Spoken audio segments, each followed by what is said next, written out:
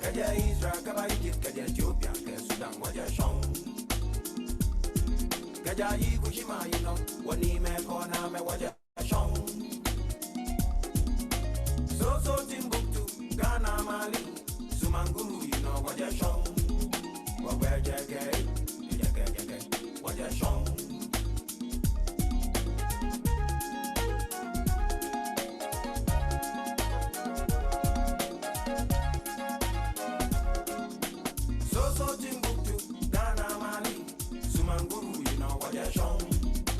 Manchester, no Sumanguru, you know, walk where they get, what you show.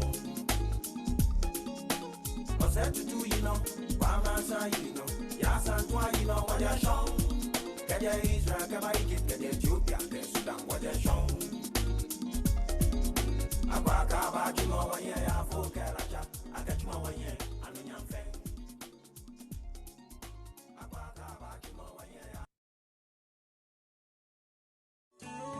My name is Samuel Menya Asakisiedu. I am the Information Technology Manager for Millennium Insurance Company Limited.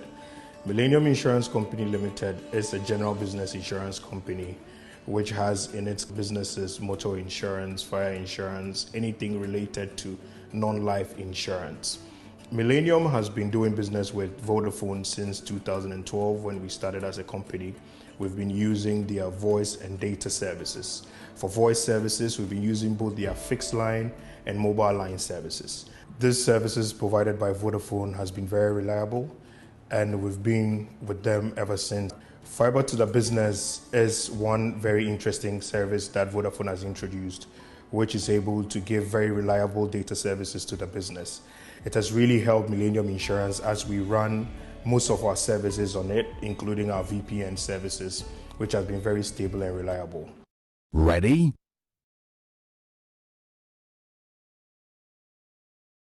You and Fidelity. We are so much more.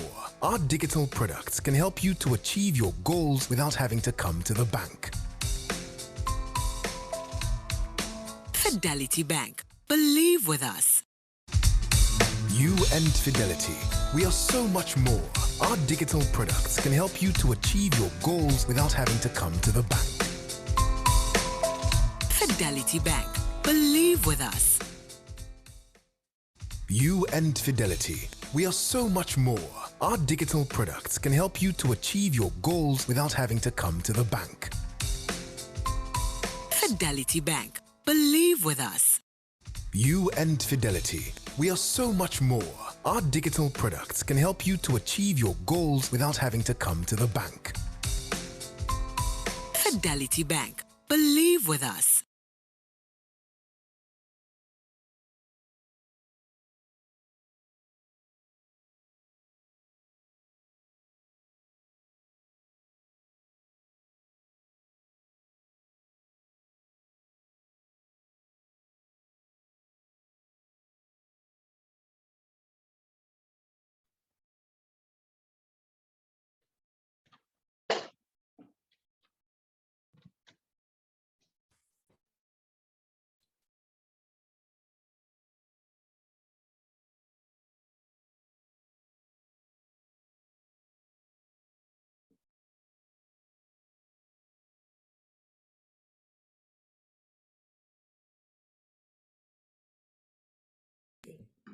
Oh, okay. Um, Good morning, distinguished ladies and gentlemen, and a warm welcome to today's Doing Business with Ghana series, a webinar put together by the Ghana High Commission in collaboration with the UK Ghana Chamber of Commerce. This webinar is under the topic Understanding the UK Ghana Interim Trade Partnership Agreement, the details, progress, threshold, and its implications for imports and exports. As you are well aware, the UK and Ghana in March this year signed a trade partnership agreement following UK's exit from the European Union. Today's session happens to be the third in the series, and I should like to state that there are many more to come, even as we seek to deepen trade, business and investment between Ghana and the United Kingdom. Today's session is in two parts, and so we have two moderators in the presence of Mr. Parker Battels, Mr. Patel is the head of trade and investment here at the Ghana High Commission to the United Kingdom and the Republic of Ireland. And Miss Linda Wayo. Miss Wayo is a member of the advisory board of the UK Ghana Chamber of Commerce. Over the last couple of years, she's been partnering with the Ghana High Commission to organize programs. Some of these programs include the Ghana Investment and Opportunity Summit and the Diaspora Homecoming Summit. Ms. Wayo is also a director of AM Group here in the United Kingdom. Ladies and gentlemen, I should like at this stage to hand the program over to our very able moderator. Linda. Thank you very much, Georgina Mekeba, Head of Information at the Ghana High Commission UK. Hello, and a very warm welcome to you, ladies and gentlemen. Thank you for making time to join us this morning, afternoon, or evening, depending on where you are joining us from.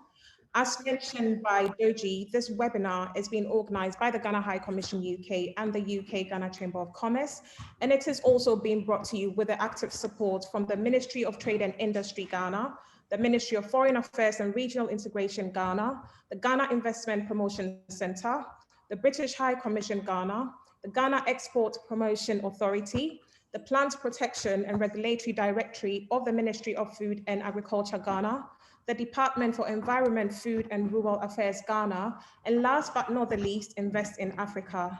Indeed, we do have a very solid network of supporters. Following the havoc wreaked by COVID-19 for the past year and a half, it is refreshing to see trade and businesses starting to gain momentum once again. I would like to say a big thank you to our cherished sponsors, Vodafone Business, Ghana International Bank, and Fidelity Bank. Welcome once again to this webinar, and we sincerely hope you find it worthwhile. So without further ado, it is my pleasure to invite the Head of Chancery for the Ghana High Commission UK, Mr. Pipra Amprechum, to give us the opening remarks.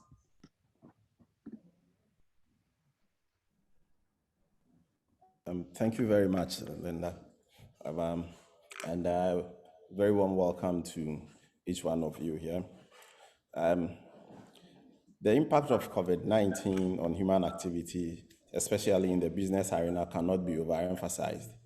As the world is hoping to come out of the ravages of the pandemic, it is imperative upon us all to work assiduously at regaining and then accelerating our growth. So currently, our world is heavily defined by dual approach of doing in-person engagements and then virtual engagements so that we can continue to lead our lives.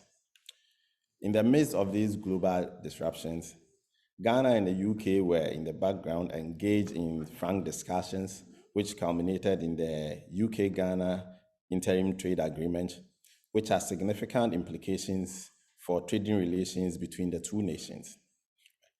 The details and implications of the agreement on import and export from both countries have been spelled out clearly as far as we are concerned, but we still receive numerous inquiries on the nitty-gritties for the business community.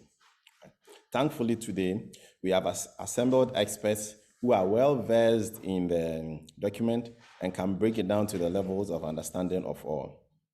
The platform we have put together as the Doing Business with Ghana is a direct response to the many requests and reviews that businesses have brought to the mission. Essentially, what the series of webinars seeks to do is to showcase the opportunities available in Ghana for trade and investment and create a platform for addressing the challenges that businesses face in doing business with Ghana. In this third series, we'll be looking at understanding the UK-Ghana Interim Trade Agreement, details, progress, thresholds, implications, and requirements for import and export. We'll hear from our various experts and partners and collaborators on the impact of the Ghana-UK Interim Trade Agreement on business and the innovative ways that we can use to achieve maximum benefit. Are there any new things for us to do? Well, the experts will tell us today. Let me assure you that we will endeavor to bring the best assembly of persons to speak on issues so that our participants will be informed and enlightened. Thank you very much for your attention, and I hope that you find this webinar worthwhile. And as we say in Ghana, akwaba. Thank you very much, Mr. Ampechim, for the warm welcome. I would now like to invite the Executive Director of the UK Ghana Chamber of Commerce, UKGCC, Ms. Ajoba Chiama, to shed some light on the facilitating role that the UKGCC is playing in this agreement. Over to you, Ajoba.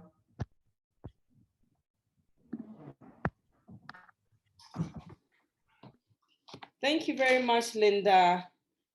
Good morning, everyone.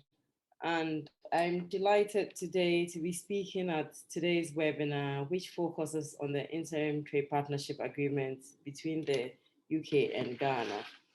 Indeed, it was something that we were very much looking forward to here at the UK Ghana Chamber of Commerce, because we had a number of member companies that were already trading under the previous terms during the transition period, the 1-year transition period. So it was something that there was a lot of anxiety around the introduction of, because they wanted to be able to transition smoothly. Here at the UK Ghana Chamber of Commerce, we established to promote bilateral trade between the UK and Ghana. And we do this by connecting businesses and creating networks. And that, in essence, underpins everything that we do. We, like I mentioned, we're a trade association. We have currently about 150 active member companies. And this includes all the large UK corporates that operate in Ghana, and also several other large corporates that are Ghanaian companies, including our sponsors today. We encourage our member companies to network amongst each other and also network with our key stakeholders, which include all of the stakeholders in government of Ghana and also the UK government, represented by the British High Commission here in Accra. We also undertake advocacy on behalf of our member companies. So anything that would help create an enabling business environment for our member companies and for businesses generally in Ghana is something that is of great importance to us. And therefore, since 2019, we've been organizing an annual business climate survey to try and understand how the business environment is impacting our member businesses, and also to understand what challenges they're facing, and to see how we can bring those challenges to the fore, particularly in our engagement with both governments of Ghana and the UK through the British High Commission here in Accra, and also to aid some of the conversations that the government of Ghana holds with the UK government on the environment for UK businesses in Ghana. And since we introduced the Business Climate Survey in 2019, we've administered it twice and received great acclaim for both reports for 2019 and 2020.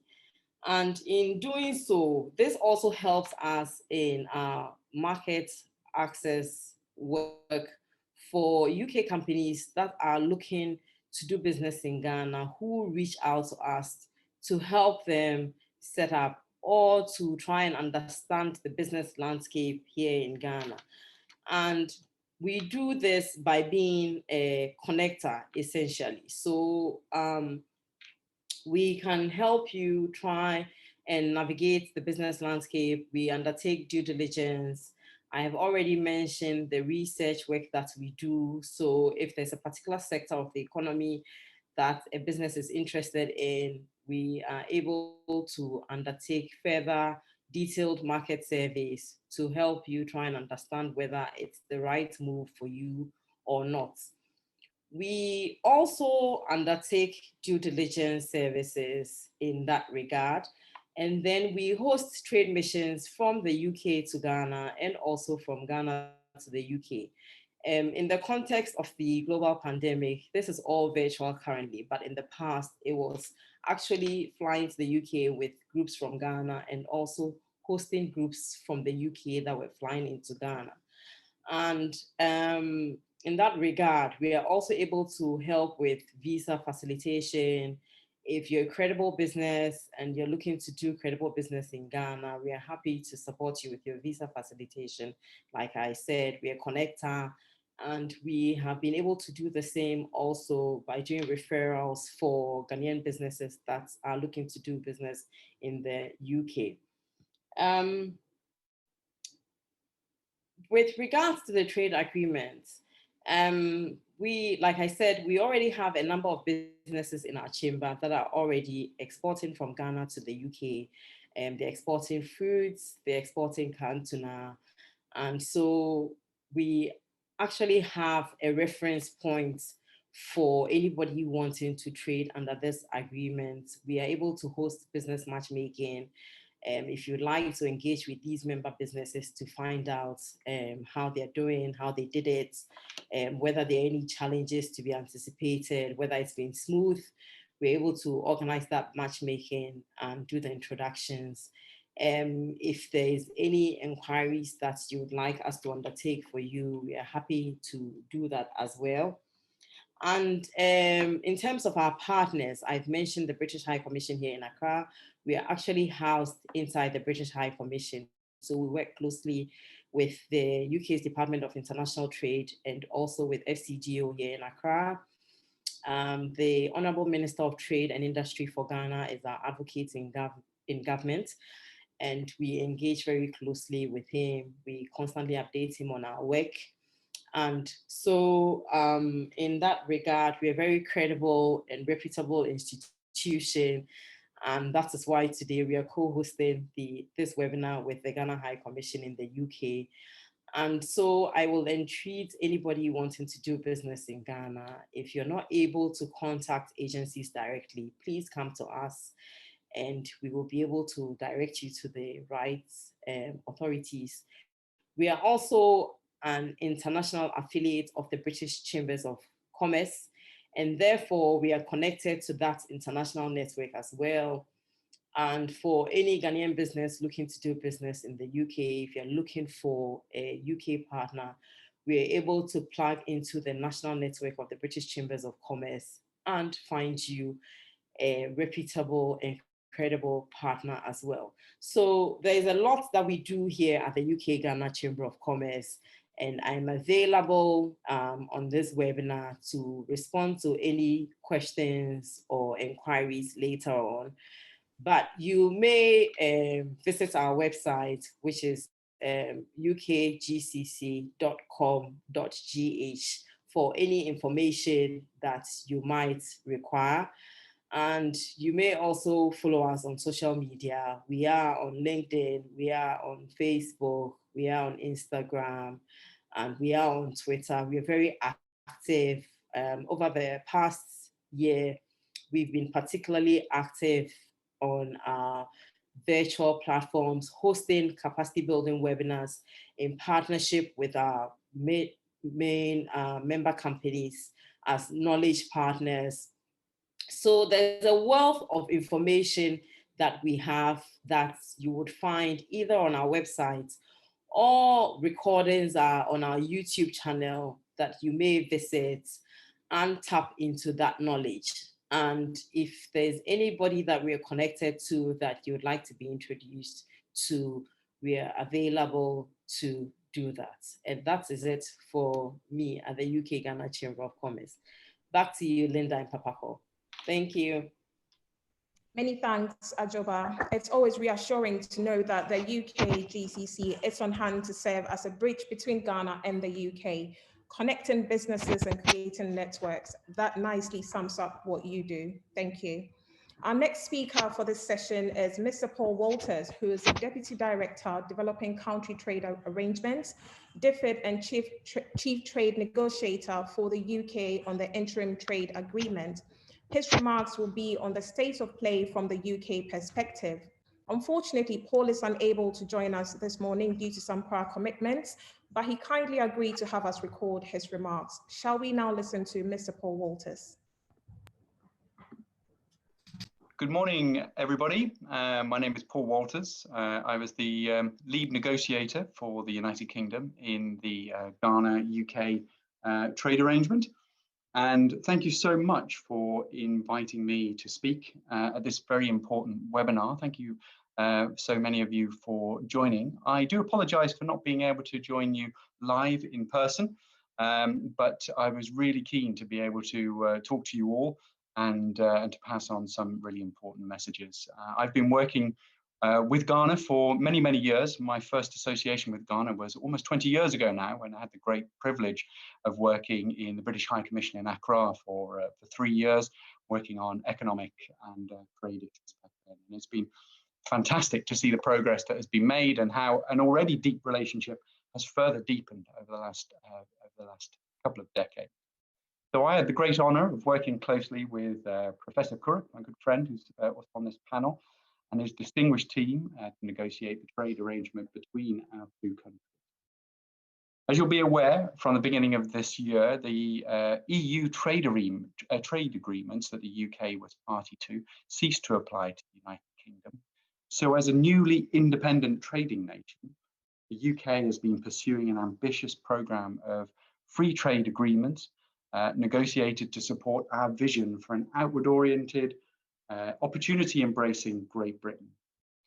But the first job for us was to make sure that we achieved continuity in our trading arrangements.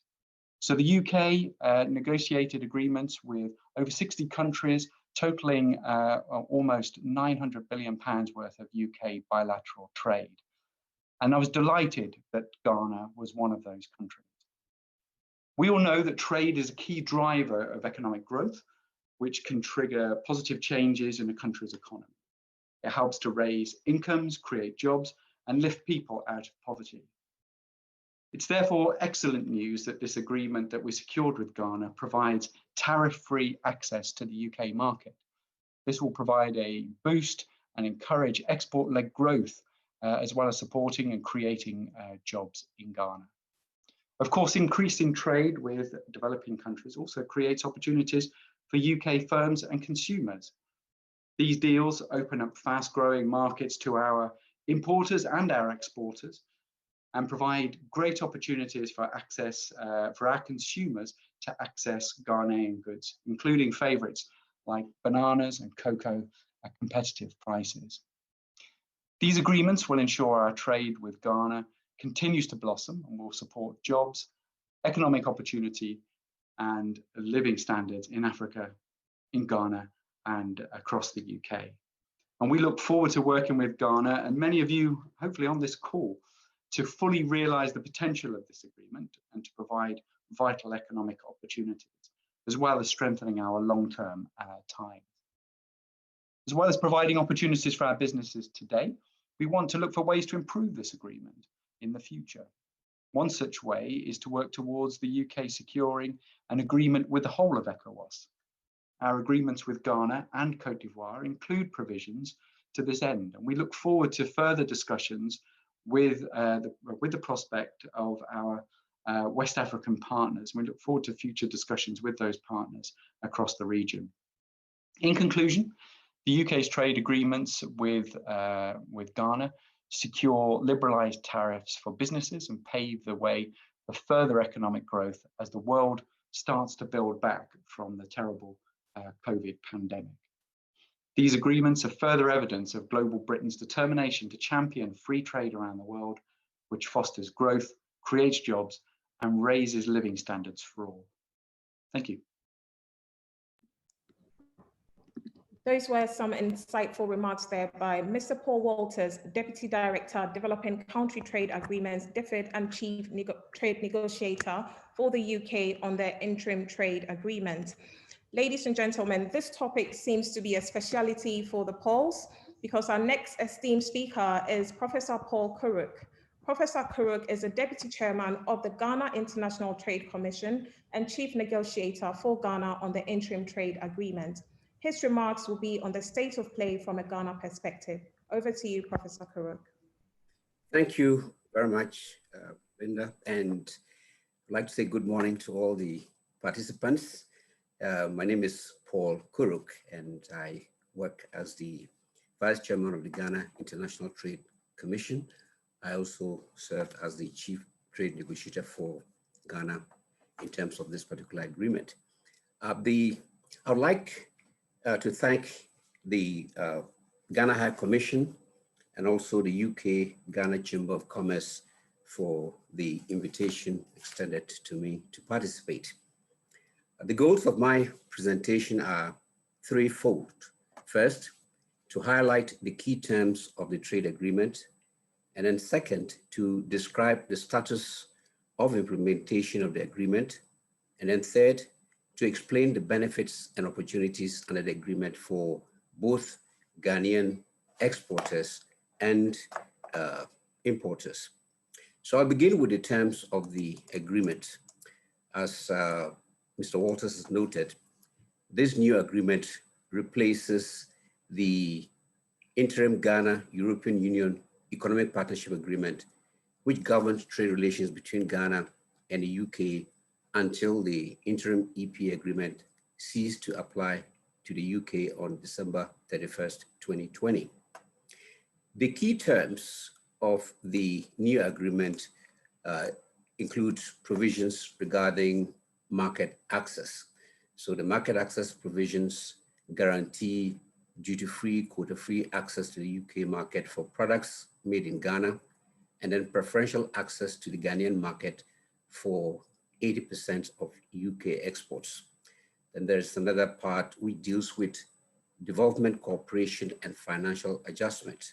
Here, the UK has committed to cooperate through financial and non-financial forms to support Ghana.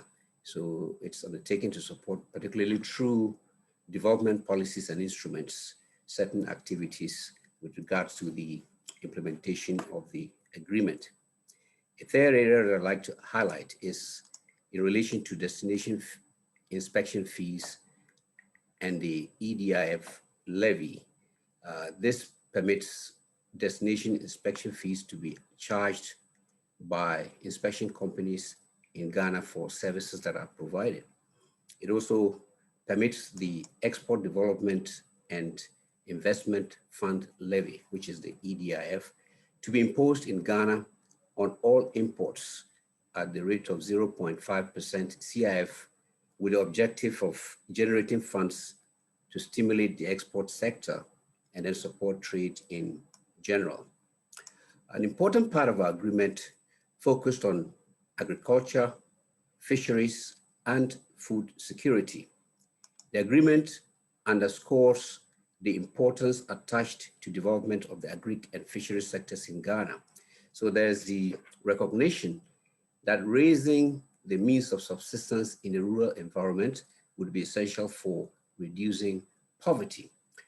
A key provision in the agreement in relation to subsidies is the agreement by the UK to ensure transparency in its domestic support policies and measures, and to exchange at Ghana's request information concerning any of their agricultural policies. This is significant because it allows us to be able to monitor any subsidy measures that may be in place in the UK. There's yet another part of the agreement that focuses on export duties and taxes.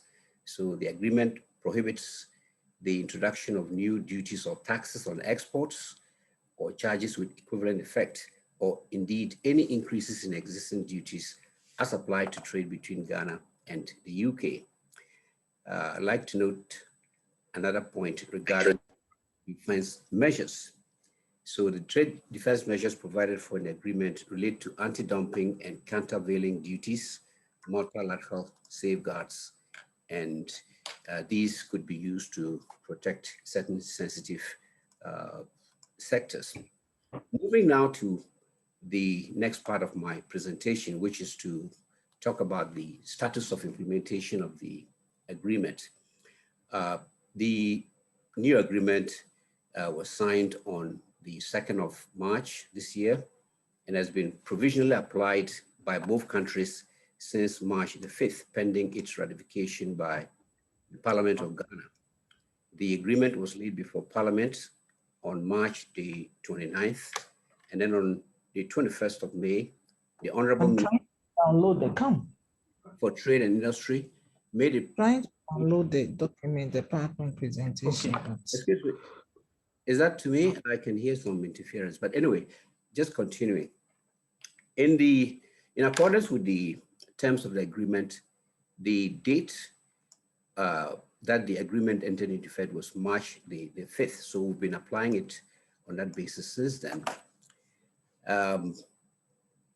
We've also started complying with certain obligations under the agreement. The first was in terms of the exchange between Ghana and the UK of information regarding contact persons for the TPA committee. That is to sort of facilitate communication and ensure effective implementation of the agreement. We exchange information with respect to customs legislation and procedures, as well as the competent authorities.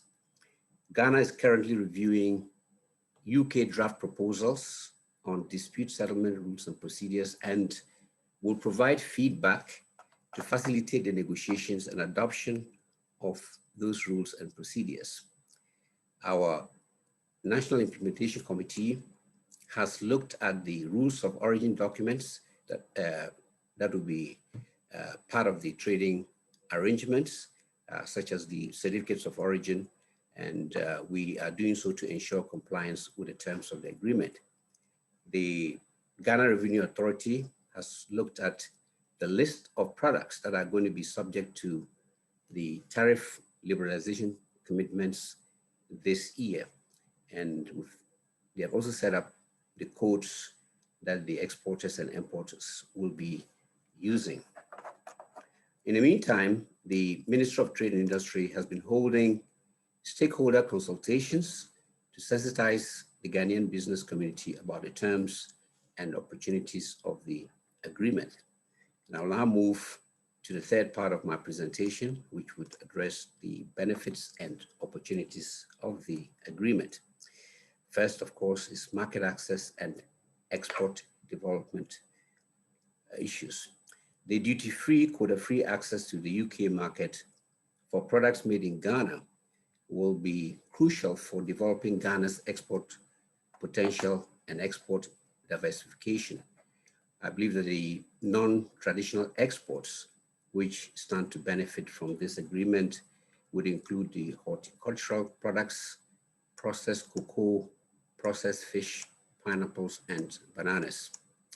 We also believe that the agreement would enhance the competitiveness of our local industries with the removal of tariffs on intermediary goods and machinery from the UK, such as fertilizers, chemicals, and machinery.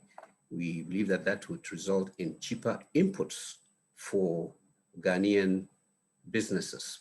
It will also make locally produced goods more competitive and support industrial development in Ghana and the country's integration into global value chains. A third area in which we stand to benefit in Ghana would be the protection of certain sensitive industries. Now, to protect those industries and to raise revenue, the agreement excludes from Ghana's tariff liberalization commitments import duties for a number of agric and non-agric processed goods, including frozen poultry, worn clothing, sugar, frozen beef, food preparations, animal feed, non-alcoholic beverages, frozen mackerel, frozen tuna, ceramics, and cement. I also highlighted earlier the trade remedies. So these would be in place and would allow us to use the remedies to block sudden increases in imports from the UK if necessary. Then finally,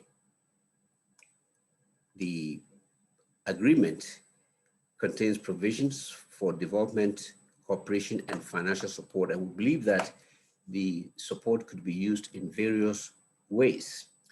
It could be used to facilitate reforms of the physical revenue system in Ghana, to improve the business environment, to protect the upgrading and of the productive sectors in Ghana, to build the capacity of the private sector, and then to build the capacity of the customs division, especially when it comes to the rules of origin. Support could also be used for capacity building with respect to technical barriers to trade and sanitary and phytosanitary measures. We also believe that it would be useful in the context of trade facilitation, especially when it comes to building capacities, modernization, and connectivity between the customs authorities in Ghana and the UK.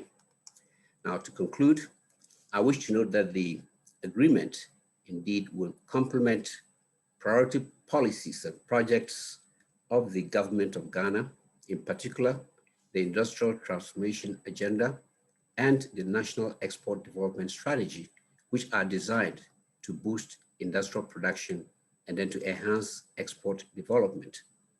The government has actively supported actually, that's the UK government, that is, has actively supported Ghana's program of developing new strategic anchor industries, which seek to build new economic pillars of growth and then to diversify the Ghanaian economy beyond just cocoa and gold.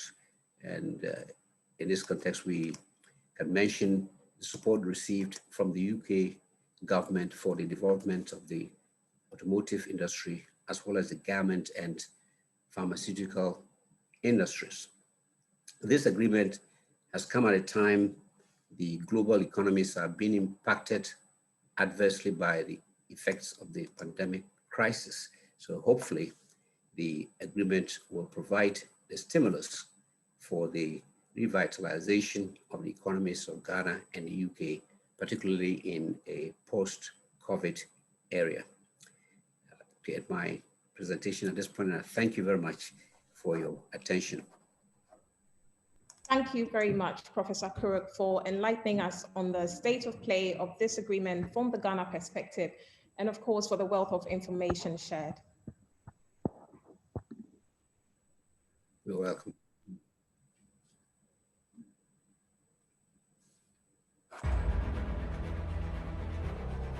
Located at the center of the world, Ghana is the best investment destination in West Africa and ranks as West Africa's first in the Ease of Doing Business Report 2019.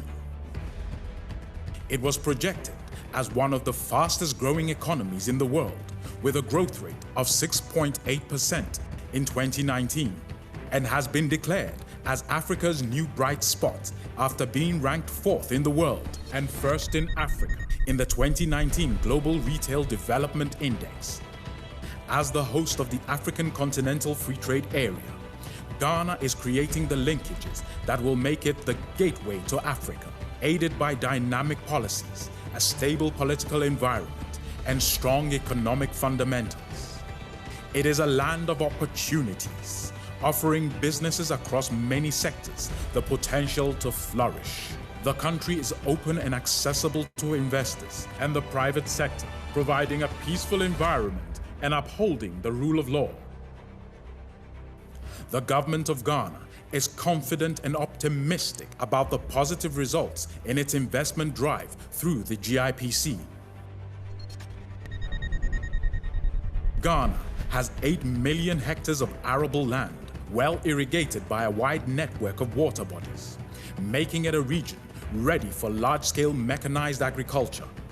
The government and major policy planners recognize that expanding the agro-industrial base is the best path to develop. Ghana has put in place the right legal and regulatory framework to increase foreign direct investment. The Industrial Zones Program allows manufacturers and agro-processors to take advantage of favorable tax and duty incentives to produce for exports from Ghana into the EU and US markets.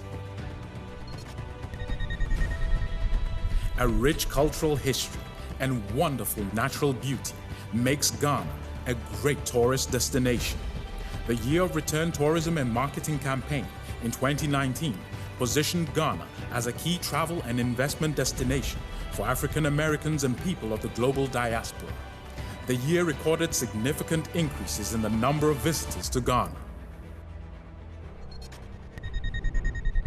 Ghana's growing consumer market is providing compelling reasons for investing in the services sector. The retail sector has been valued at $24.4 billion. A growing middle class with increasing purchasing power is creating demand for a wider variety of sophisticated services in healthcare, finance, and education. In the region, Ghana has one of the highest mobile penetration rates at 140%, with data penetration at 89%. The country has a thriving startup scene, helped by access to broadband internet that runs on fiber optic and 4G networks. The fintech industry is worth over $50 billion. Ghana is an English-speaking nation located in the center of the geographical world, with flight times from Europe or America averaging about 8 hours. Transportation networks in and out of the country have received enhancements in order to aid the ease of doing business. It has a new international airport terminal and an expanded port infrastructure. Tema Port is one of the largest in Africa, with a capacity to handle 3.5 million TEUs. The expansion in the economy is largely due to oil and gas development. Other sustainable sources of power, like solar, wind, and thermal, will significantly increase the country's energy resources. We invite you to share in Ghana's optimism, be part of the incredible opportunities we offer, and be open to the idea to grow in Ghana and grow with Ghana.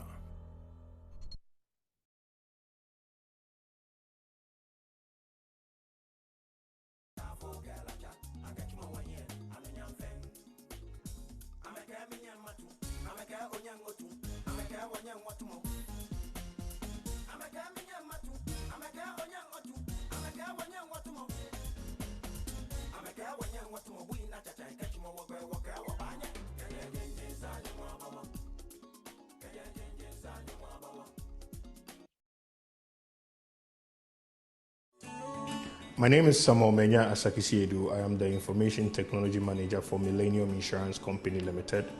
Millennium Insurance Company Limited is a general business insurance company which has in its businesses motor insurance, fire insurance, anything related to non-life insurance. Millennium has been doing business with Vodafone since 2012 when we started as a company. We've been using their voice and data services. For voice services, we've been using both their fixed line and mobile line services. These services provided by Vodafone has been very reliable, and we've been with them ever since. Fiber to the business is one very interesting service that Vodafone has introduced, which is able to give very reliable data services to the business. It has really helped Millennium Insurance as we run most of our services on it, including our VPN services, which has been very stable and reliable. Ready? You and Fidelity. We are so much more. Our digital products can help you to achieve your goals without having to come to the bank. Fidelity Bank. Believe with us. You and Fidelity. We are so much more. Our digital products can help you to achieve your goals without having to come to the bank. Fidelity Bank. Believe with us. You and Fidelity. We are so much more. Our digital products can help you to achieve your goals without having to come to the bank. Fidelity Bank. Believe with us. You and Fidelity. We are so much more. Our digital products can help you to achieve your goals without having to come to the bank. Fidelity Bank. Believe with us.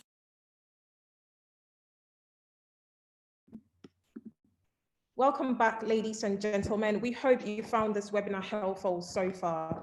This webinar is being brought to us by the kind sponsorship of Vodafone Business, Ghana International Bank, and Fidelity Bank. We would like to say a big thank you to them. As we move through the program, I'd like to remind you that we will get interactive later with a Q&A session.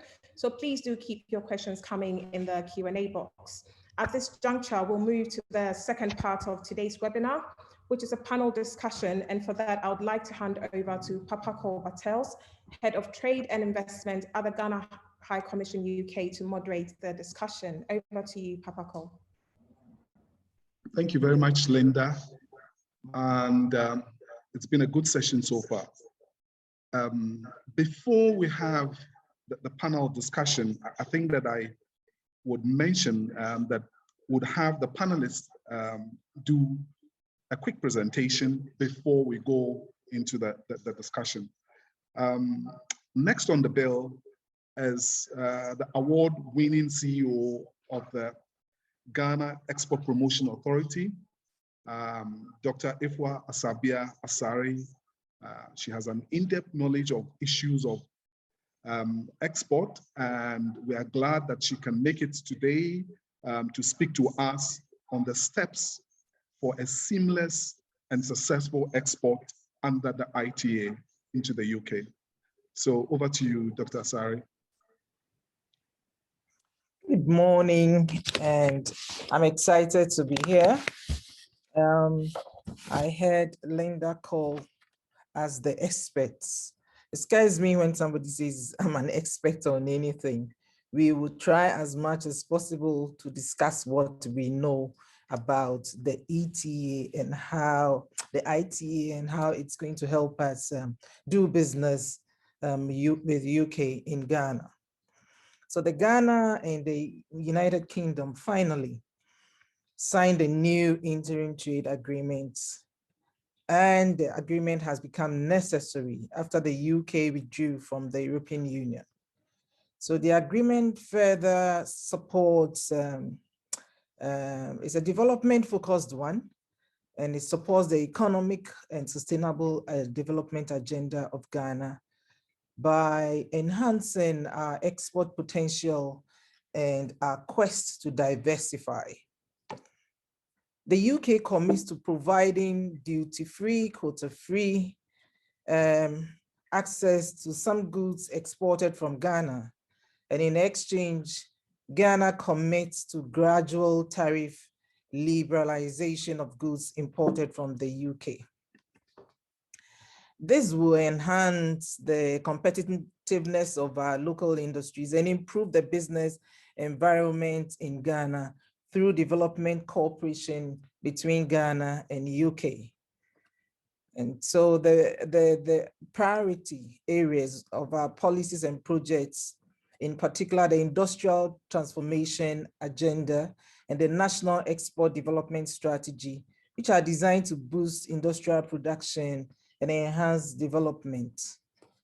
The Ghana Export Promotion Authority happens to be the national trade support institution of the Ministry of Trade and Industry, responsible for the facilitation, development, and promotion of Ghana's non-traditional exports.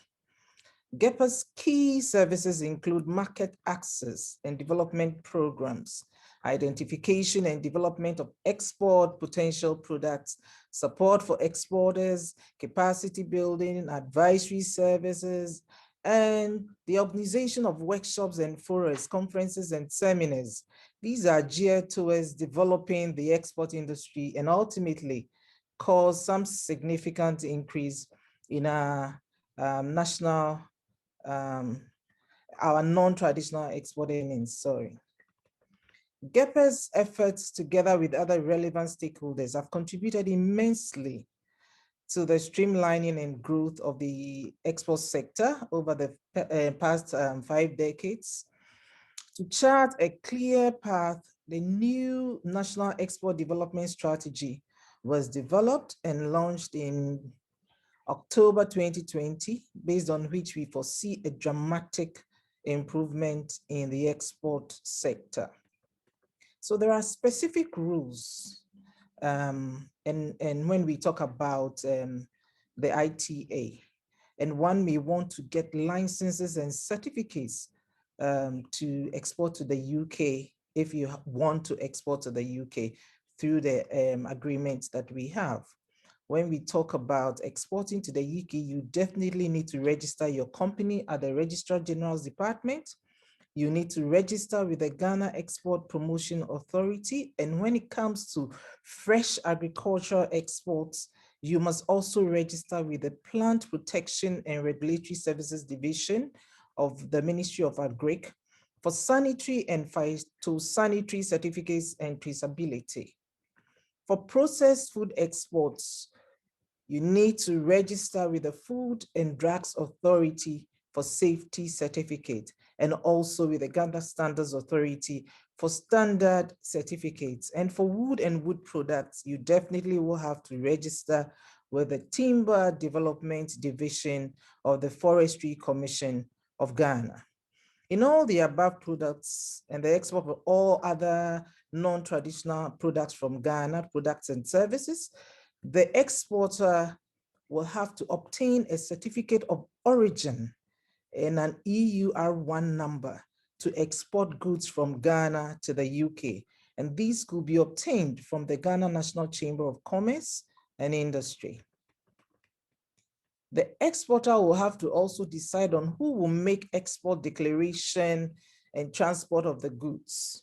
The exporter will have to hire someone to deal with customs and transport the goods on the export company's behalf for the company, or they may choose to do that by themselves. The export company must also find the right commodity code to classify the exporting goods, and the custom agents may be able to assist. We give a lot of training to our exporters when it comes to this code, as many of them are not very conversant and they make mistakes, and it affects all the data and information we get later. So the exporter must prepare and keep all commercial invoices and other documentation for the goods so that they can go through customs easily. The business partner receiving the goods in the UK may also need to make an import declaration and provide all licenses and certificates to receive the goods in the UK.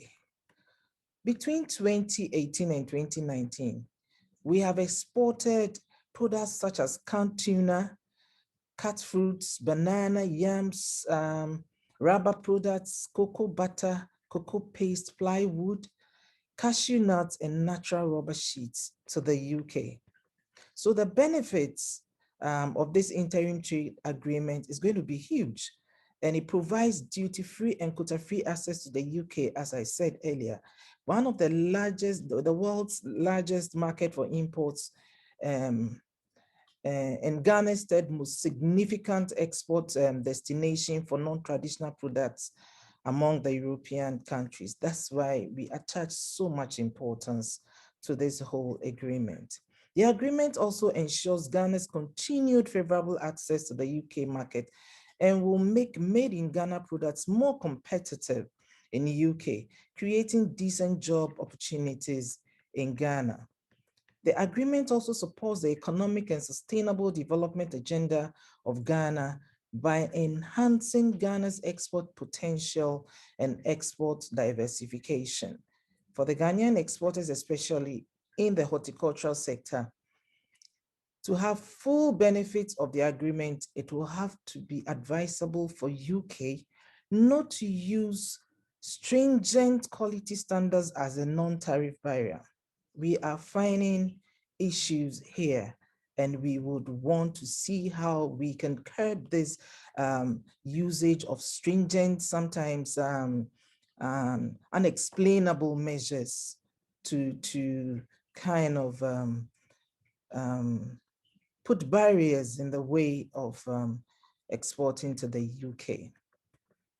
The National Export Development Strategy document has been prepared and launched to provide the framework to take advantage of the preferential market access opportunities under all trade agreements, including the UK-EU, EPA, and the African Continental Free Trade Area Agreement.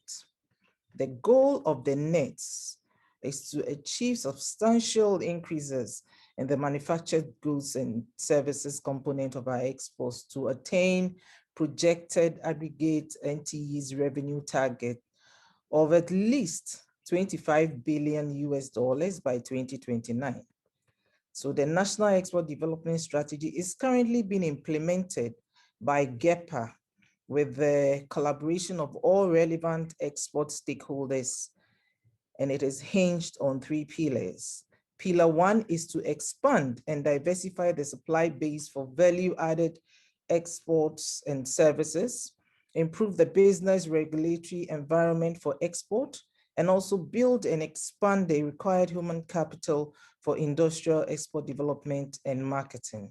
To this end, various measures are being taken to respond adequately to market opportunities which exist under the 2 arrangements.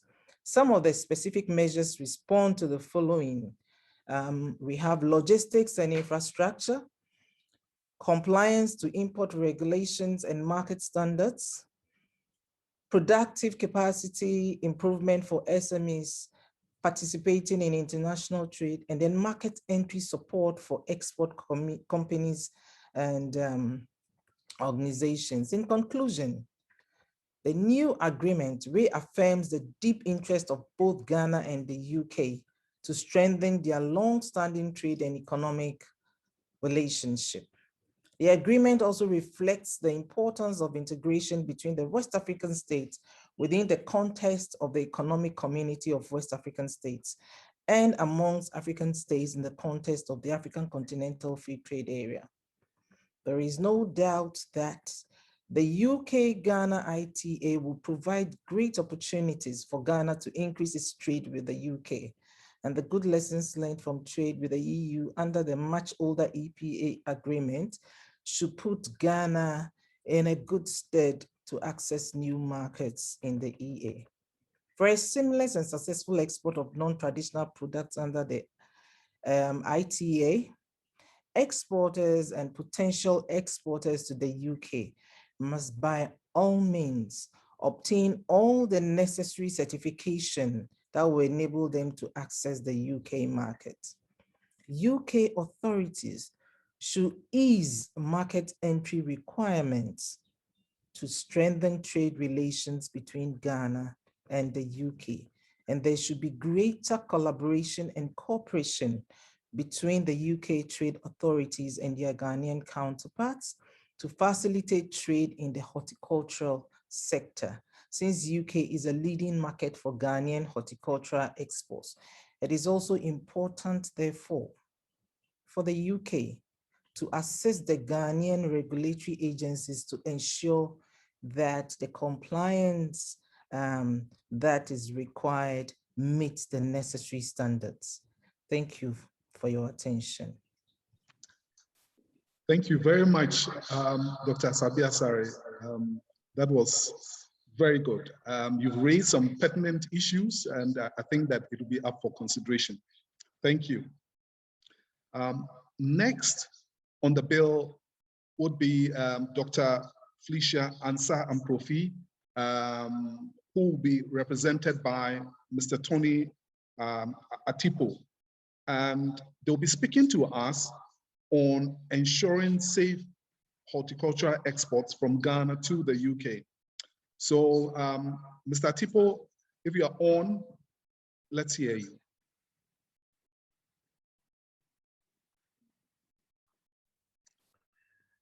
Thank you, Mr. Bartels.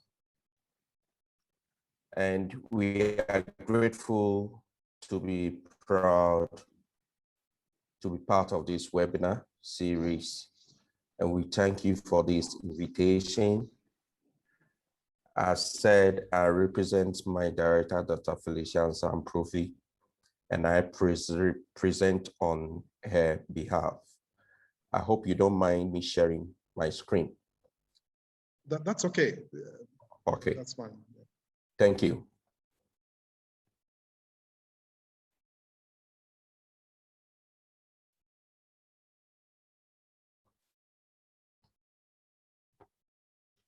So the topic given me is ensuring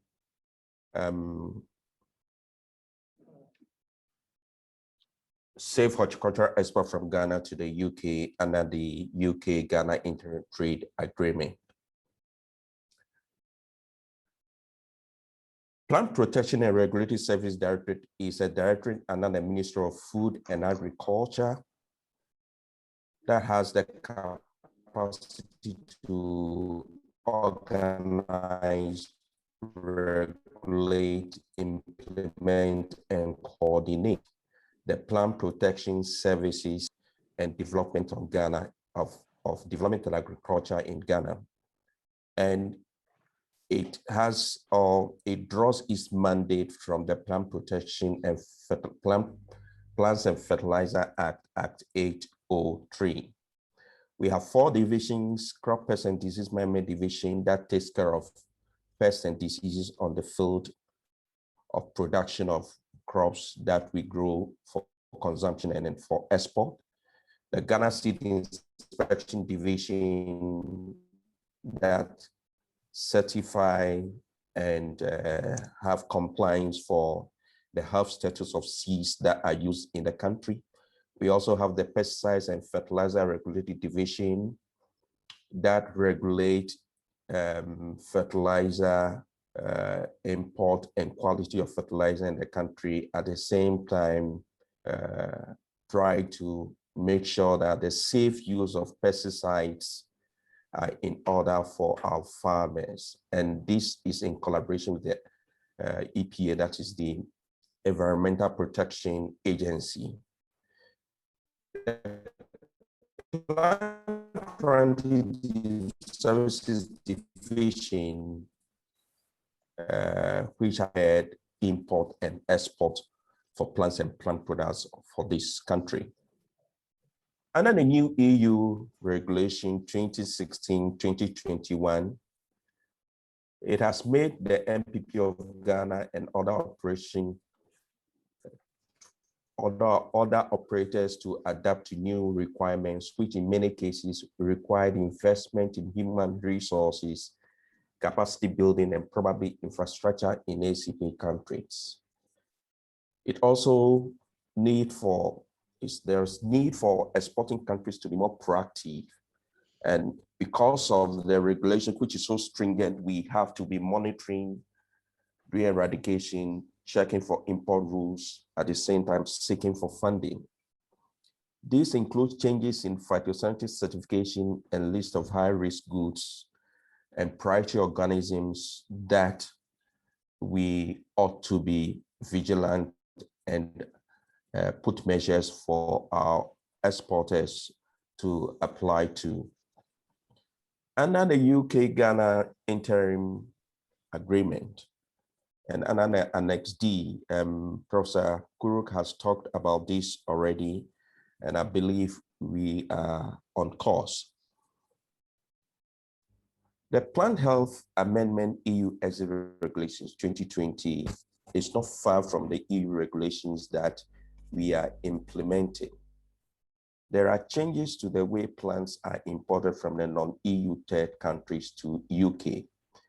The regulations are almost the same and they are quite stringent as the new EU regulations, except some minor ones that favor us, especially with the carry list that we were not supposed to have exported to EU, but with the new UK regulation, they open up this door for us, and farmers and exporters are exporting carry leaves to UK as at now, which includes all plants and living plants including all seeds for planting entering UK for non-EU third countries must be accompanied by phytosanitary certificate as refers to in Article 72.1 of Regulation EU 2016-2031. 20 .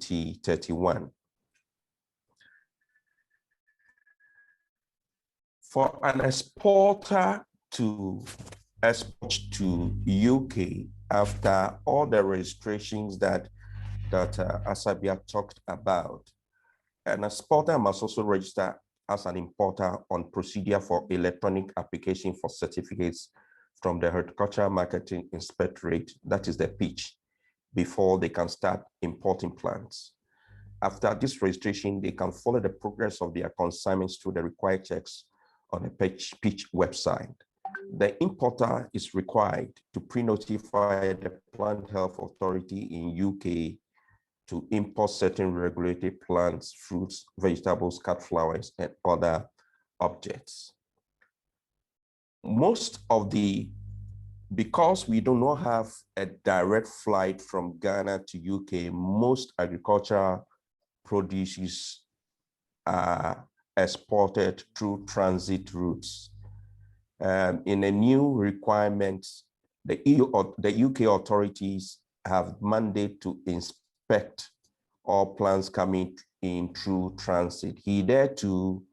They were relying on their counterparts, EU counterparts, to check the plant health status of these produces for them. But now, irrespective of whether they pass through the EU, they have the mandate to inspect these products before they are allowed into UK.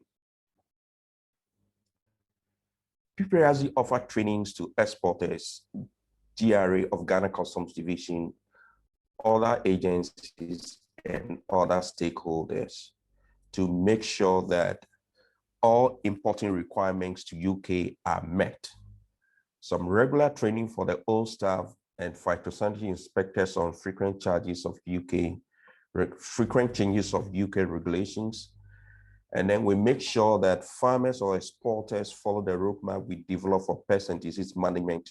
That's protocols and good agricultural practices that are meant for the UK market so that they can export their products without any challenges, and UK will accept them based on the phytosanitary measures we have put in place.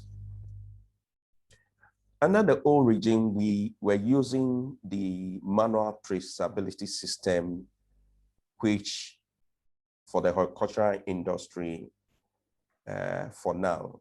And we are developing an e-traceability system, which by the close of this month or early next month, July, we wish to pilot this new traceability.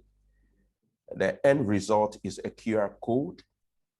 If you have a QR scanning app, you can scan this and you have a look at it. It is live. It shows you exactly where the produce is produced. It shows you date of planting, date of harvesting through the food safety system in the system that we have built so far. And we are hoping that we should be launching this product by the close of September after the piloting system. And then in the long term, notify the WTO to country contracting party members as to the new traceability we wish to be using for our horticultural exports. We are currently also doing another thing for the manufacturing or those doing manufacturing in terms of the products that are used in terms of mango being cut into processed mango, and then the cosmetics that are using also the shea nuts and coconut, as well as cassava being used for alcohol and other ones. We are also doing this traceability for this product as well, which we believe will be launched very soon by the same end result using the QR code. And we believe that at the end of the day, consumers all over the world will be confident that our produce that is coming into their country or they are safe to be used or to be consumed. PPRSD draft and implement effective legislation to preserve and protect the sanitary and phytosanitary status. We also regulate and control domestic and foreign trade in plants and plant products and provide necessary support to entrepreneurs, especially small-scale operators. We also ensure safety of imported and exported products, plants, their products, food, feed, and also take necessary regulatory risk avoidance measures to ensure safety standards are met. We also comply with the obligations of notification. BPRC shall continue to perform its role as a regulator, inspection and keeping records of audited farms, inspection and certification of point of exits, inspection and certification of pack houses, following up on field inspection to ascertain the cause of notification as and when necessary, relay information to exporters on new requirements for export. It will interest you to know that because of all the things we are doing, we do not have notifications at all from the UK and the EU since we have been able to train our inspectors, and most of them are being actually good at the exit points, including the field inspections we do. In conclusion, we ensure safe horticultural export from Ghana to UK under the ITA. We will improve if regulations and guidelines are strictly followed to ensure compliance by all actors in the value chain. Sorry. Sanitary and phytosanitary standard certification and national traceability, if adhered to, will improve market access of Ghanaian goods to the UK market. To ensure safe horticultural export to UK under the UK-Ghana ITA, there will be the need for the UK to continue to support building the capacities of PPRSD, exporters and other stakeholders along the value export chain. Thank you for listening to me. Thank you very much. Thank you very much, Mr. Atipo, for your presentation. Very insightful, and we applaud the transformational approach that you are bringing to plant export from Ghana. Thank you very much. Welcome.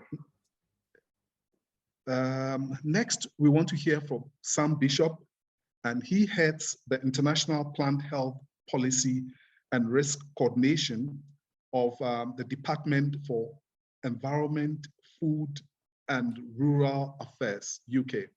And he's going to speak to us on requirements for a safe plant and plant product export to the UK. And it's interesting that he's coming in right after Mr. Atipo's presentation. So Sam, take it up. Thank you, and good morning, good afternoon, depending on where you all are. So thank you for that introduction. We have a small presentation to make. So it's me and a colleague who's going to talk about products of animal origin. And hopefully she will be able to present the slides for us. We weren't able to send them through until, about an hour ago. So Joan, I don't know if you can put the slides up. Hi, it's me. Finally, you're doing Name Sam. Can you see that okay? Yep. Wonderful. Okay, so I will go first. You'll have to steer for me. Can we go to the first slide, please? Hopefully, bear with me. This is going well. Oh, there we go. Sorry, my fault. There you go. Brilliant. Thank you. My talk's going to be shorter than I planned, I think, because the previous speaker covered a lot of what I was going to talk about, which was handy. So a quick overview of what's happened from the 1st of January this year. So we now have, GB now has its own plant health regulations. We have an independent SPS regime. A lot of it is similar to what we had previously. So it's very similar to the EU's arrangements, although we did have to make some corrections when we introduce it into GB law. So these are things around making sure it's compliant with WTO obligations around things like risk. So there were certain things that we regulated when we are an EU member state, that we don't have the technical justification to regulate as an independent country. So, and just to be clear as well, that there are different arrangements that apply to Northern Ireland under the Northern Ireland Protocol, because Northern Ireland has remained within the EU's SPS zone. Great. Next one, Anna. Sorry, I've got two screens and it's working on the wrong screen. Can you see that? Yep, there we go. Brilliant. So from an exporter's point of view, sort of the operational requirements haven't really changed. So you still need to pre-notify, a phytosanitary certificate still needed for regulated commodities, and imports have to go through all the control points. There are still commodities which are prohibited. So mainly plants within plants for planting. There are certain commodities which are controlled, so those are the ones that do require a phytosanitary certificate, and there are often requirements that need to be met in order to issue a phytosanitary certificate for those commodities. And then we have a sort of third group of regulated commodities where you just need a phytosanitary certificate, but there isn't anything additional that needs to be stated. When we talk about plant health, we often talk about plants and plant products, and it's kind of shorthand really for all of the commodities that are regulated under plant health controls. And what I've tried to do here is give a very high level summary. We should say that we'll make these slides available afterwards. So plant health controls apply to plants and plant products, which is what's generally understood, but we have requirements which apply to wood in various forms. We have requirements that apply to other objects that could carry plant pests or diseases. So these are things like soil and growing medium and certain types of used vehicles and machinery. And then there's wood packaging material, which all of us regulate, which is for basically any wood packaging which accompanies consignments moving in international trade. So I think a good thing to highlight is the commodities we've deregulated. So on the 1st of January, we deregulated all of these tropical fruits, some of which will be of interest to colleagues because we do get imports of them. So on here, I think notable ones are mango, which I think has been mentioned today, and curry leaves. So all of these things are now deregulated, so they don't require a phytosanitary certificate to be exported to GB, and they aren't subject to border controls. Thanks, Anna. Great, thank you. So import inspections, regulated commodities are subject to inspections at the border. The default is 100% of the most high risk ones, and that's pretty standard for most countries. We do have a system of reduced frequency checks, which is very similar to the one that the EU operates. And so that allows for a country commodity combination to be subject to lower levels of checks if there's good records of compliance. And I think for Ghana, I think used vehicles and machinery are in that, down to 5%. And I think root vegetables too, other than seed potatoes, I think have a minimum of 10% rather than 100%. Reduced checks means lower costs of importing processes, obviously, but conversely, if there is evidence of emerging risks or we see evidence of increasing non-compliance, then stronger controls may be introduced, which could include increasing inspections back up to 100% of those commodities which are in the reduced checks regime. Thank you, Anna. So maybe key slide for me is sort of advice I can give on ensuring, exports to GB can be successful. So you need to ensure full compliance with our import requirements. And often that's supported by good training and resourcing of inspection services and the ability to ensure security of phytosanitary certification processes. Full adherence to relevant international standards for phytosanitary measures is important. So I've included some examples here. So ISPM 4, which covers pest-free areas, ISPM 7 on phytosanitary certificates, and so on. We identify interceptions that we make at the border and notify those back to MPPOs in the countries those consignments come from. And we have been sending a few notifications back to your MPPO of a few consignments that we've intercepted, which have not been in compliance with their import controls. It's good when we make those notifications that there's timely follow-up to make sure repeated cases of that non-compliance don't occur. It's important to check details of our import requirements. The previous speaker gave a very good summary of what our import requirements are and where you can find them. And you have to ensure that all appropriate notifications have been submitted to our MPPO. So our Chief Plant Health Officer sent a letter to all of her counterparts at the beginning of the year, and she sent one quite recently setting out notifications that need to be provided to us in advance. We haven't received those yet, so we'd be grateful if we could see those at some point. Thank you, Anna. Next one. And then this final slide, which again will be available to you after the talk, just sets out where you can find our import requirements. So the sort of headline regulations are included there. And then we have a lot of guidance and help available on our various websites, and that's what's included there. So that there are guides around what our additional declarations are, so what needs to be stated on PCs. There's guidance. We have a special import requirement tool for plants planting and one for produce, which can help inform what it is that needs to be done for a consignment to be compliant with their import controls. And we also have a dedicated plant health desk with the email address that's down there. And I think that is it for my slides. It's quite a whistle-stop tour, but like I say, a lot of what I was going to say was covered by the previous speaker. So, and I think I'm going to pass over to Anna now, who's going to take you through products of animal. Sam, just hold on 1 second so that I can just introduce her. Okay, that's fine. Yep. Okay, thank you very much, Sam. That was very deep. You took us through inspection and the advice, especially the international SPS advice, which I think was quite useful, the notification, and then key things that importers and indeed exporters from Ghana should be looking at. Thank you very much. So at this stage, I would want to bring on Anne and Nicholas Nichols is the operation manager for the UK office for SPS, sorry, sanitary and phytosanitary trade assurance.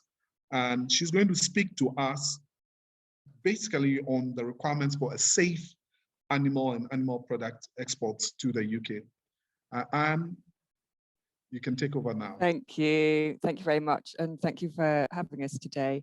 So I'm just going to give a very high-level overview of the approach that we've taken for imports of animals and animal products following the departure of the UK from the EU.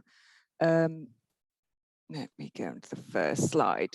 So on leaving the European Union, the UK retained all EU legislation and standards regarding food safety and animal and plant health, which means that the UK continues to recognise Ghana's status for the export of animals and animal products. So any commodities that Ghana was approved to export to the UK before, you can still export to us. We now manage our own import regime, and therefore we manage our own lists of countries, commodities and establishments. So if you want to apply for market access, you have to do it separately to the UK now rather than doing it via the EU.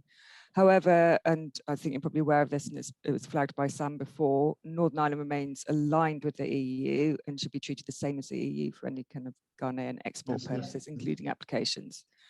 Right, moving on. So in order to take on the work of SONTEF, who you may well be aware of, the UK established the Office for SPS Trade Assurance, and it was launched in January this year.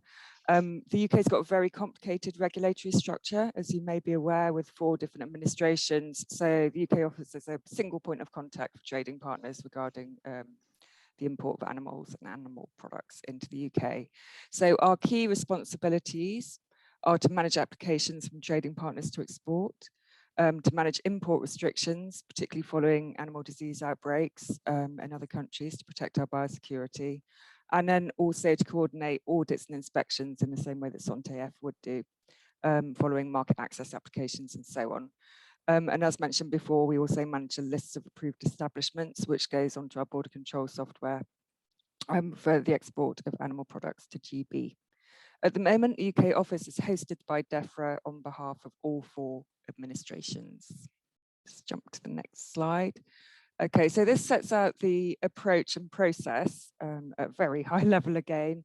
The approach is based on a science and risk-based decision-making process.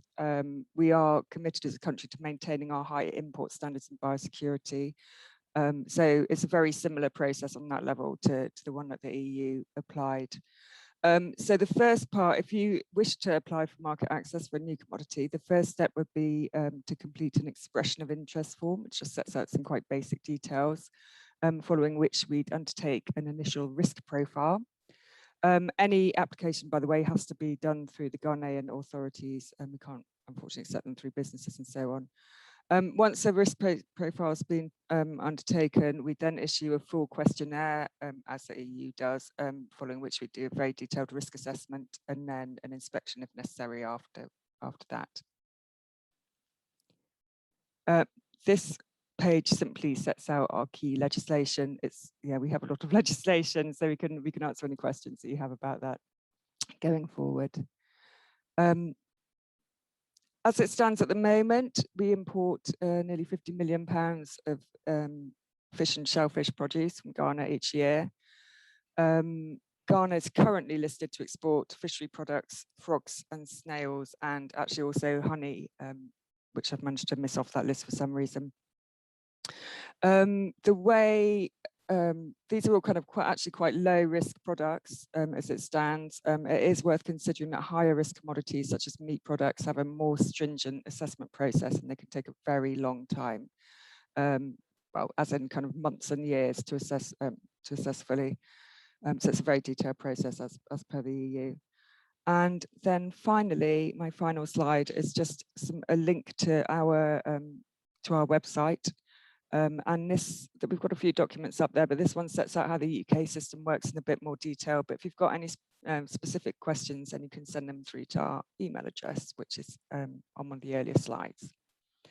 And that's everything from me. Thank you. Back to you, Pepper. That was brief, Anne, and thank you very much. Brief, but direct to the point. Thank you. And at this point, we want to thank all the speakers for this session.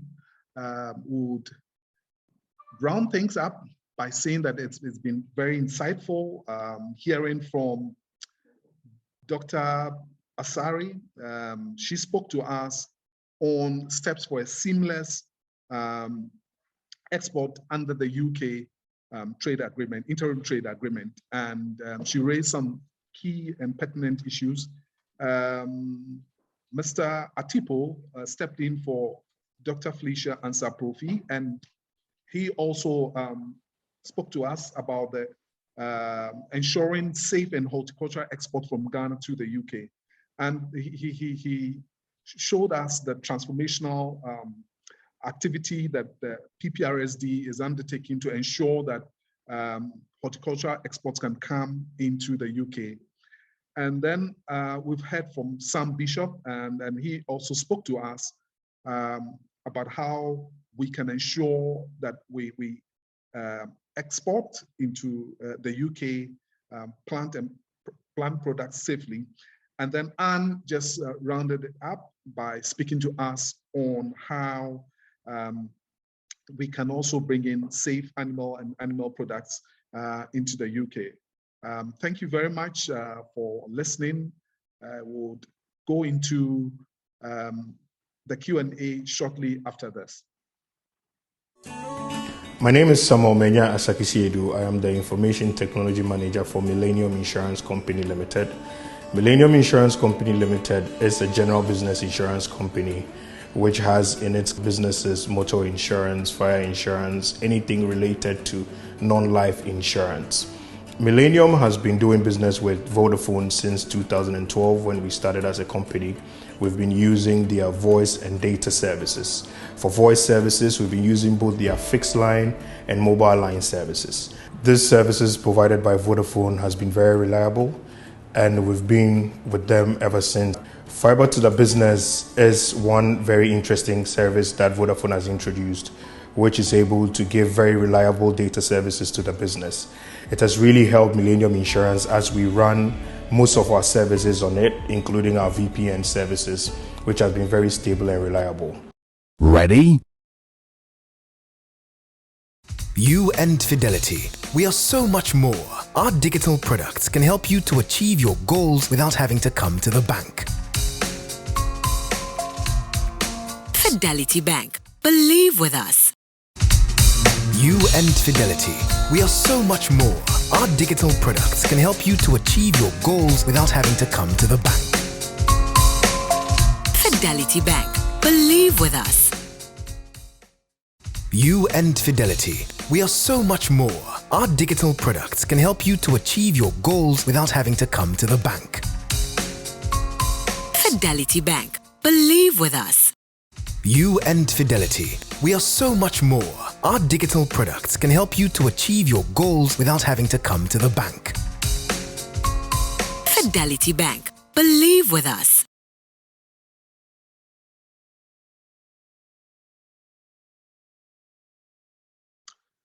Thank you very much. So we are going into the Q&A session, and I would ask that all our speakers come on, live so that we can have the exchange. I would ask Professor Kuruk, Sam Bishop, Mr. Anthony Atipo, everyone at Joba Chama, for all of us to come on. And I would want to start with you, Professor Kuruk. It's quite interesting, your presentation. But I was just wondering, this is a question coming in. In putting together the ITA, did we take into consideration the triangular supply chain? Because when UK was part of the EU, it was practically seamless. Once you get into the EU, you can get into the UK. But now, if supplies are coming in and it goes through the EU, to get into the UK, people have indicated that they are having HS. Did we take that into consideration when we're putting the ITA together? Thank you very much for that question, Papa. Yes, we took all those issues into consideration as we negotiated. And in part, you would notice that, and I think Mr. Walters made that very clear, that we're really trying to ensure trade continuity between the UK and also Ghana. So we wanted to put the UK in exactly the same position as we currently treat the rest of the EU 27. So the transition was supposed to be seamless. And we dealt with, we looked at the rules of origin provisions and we allowed cumulation. So it should not be difficult for Ghanaian producers or even UK producers to be able to source inputs from other parts of the EU in terms of production. So that is seamless.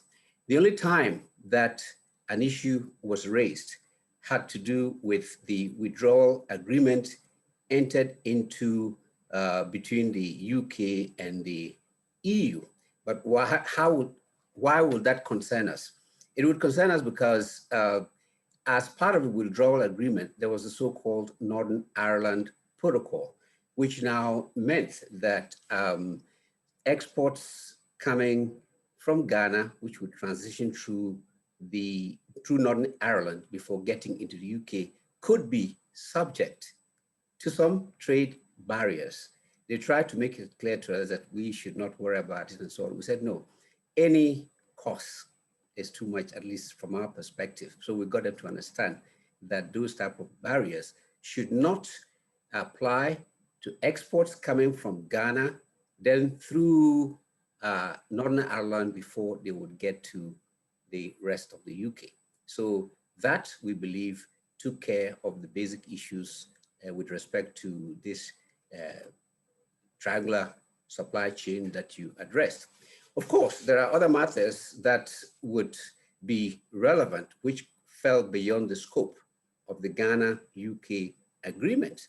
When if you're talking about the new rules that would have to be put in place by the UK Customs Administration, as was rightly mentioned, that does not apply exclusively to Ghana. So we expect some bottlenecks associated with the difficulties that the customs authorities in the UK would have, and that is not with respect to only to Ghana. But that's something we have to live with and hope that they improve. So that's my brief answer to the question that you've posed, Papa. Your voice is muted. It's muted. Muted. Sorry. Thank you very much for your response. And I was saying that my colleague Linda would come in to ask a question from the audience. Thank you, Papa Cole. I've got a few questions coming in the Q&A section. I think this would be directed to Efwa Asabia Asare. We've got Mr. Maxwell Kusi here as well, who can take that. What can GEPA offer in terms of quality assurance and good packaging for exports from Ghana?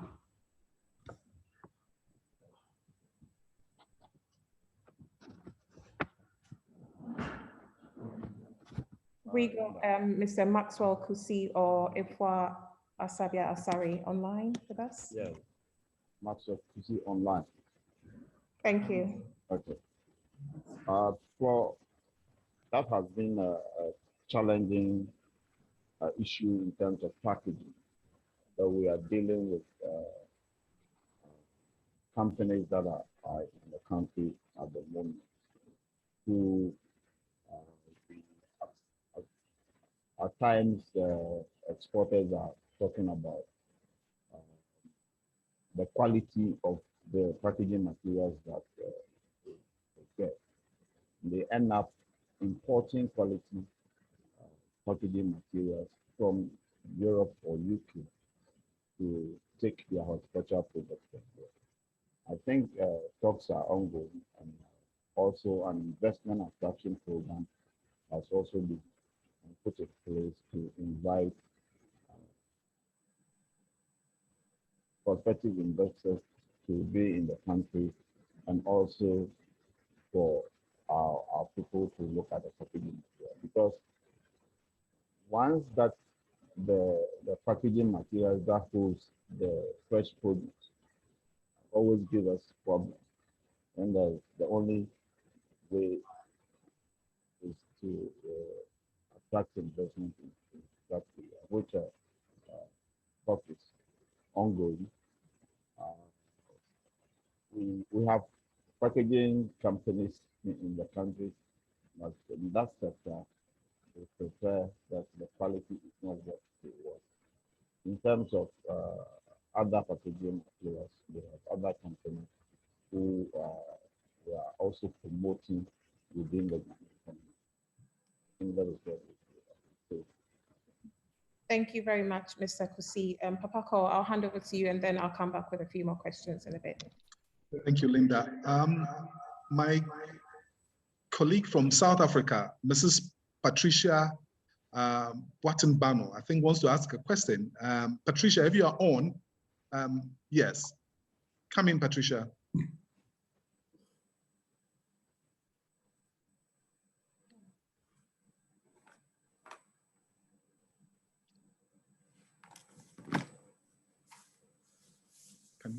She must unmute.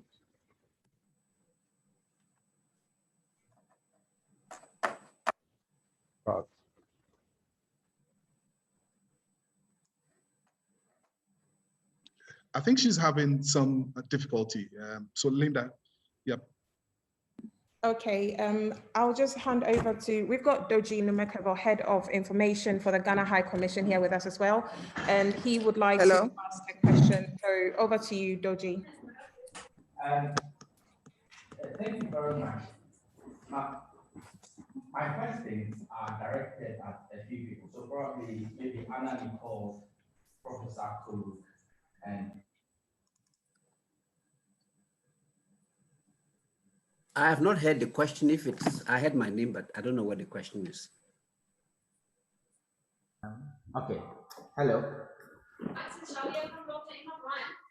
Yeah, so I mean, I'm from the Ghana High Commission, and we do understand that this is an agreement that, if implemented properly, will bring prosperity to both countries in terms of our economic development. Yes. My first question is to Anna Nicole. You mentioned the requirements for exporting plant and animal products from Ghana to the UK, and in your presentation, you did indicate that there is an application process that a country wishing to export a particular product to the UK must undertake. My first question is this process something that you'll be able to share with the National Implementation Committee of Ghana so that they know in disseminating information to our exporters, they can tell them that, look, this is what the UK requires of you. Is this something that you'll be able to share? My second question is that you did indicate that at the moment you only allow Ghana to export fishery products, frogs and snails. What is your position on animal products and alcohol? Those are my two questions. Now, my second set of questions is for my colleagues. It's really a suggestion, really. When Dr. Ifua Asibia was making his presentation, she gave us a list of things that an exporter must do. You get some certification from the Food and Drugs Authority, you get some from the Ghana Standards Authority. There are others that you'd have to get from the plant people at the Ministry of Agriculture. It looks like it's all over the place. But if you go on the GEPA website and you click on export procedures, it only says that you are not developing the content, and so people should contact you. Considering the fact that people would have to go to various places, are you looking at putting all this in a single document so that an exporter or a prospective exporter could just go on your website and get all of that information, even as you prepare to go on your outreach programs? My third question is for Professor Kuruk. Professor Kuruk, considering the fact that there may be micro, small, and medium people who will be looking at entering the export space, are you looking at undertaking some outreach programs to bring all these requirements to their attention so that things become a bit more transparent? That should be it for now. Thank you very much.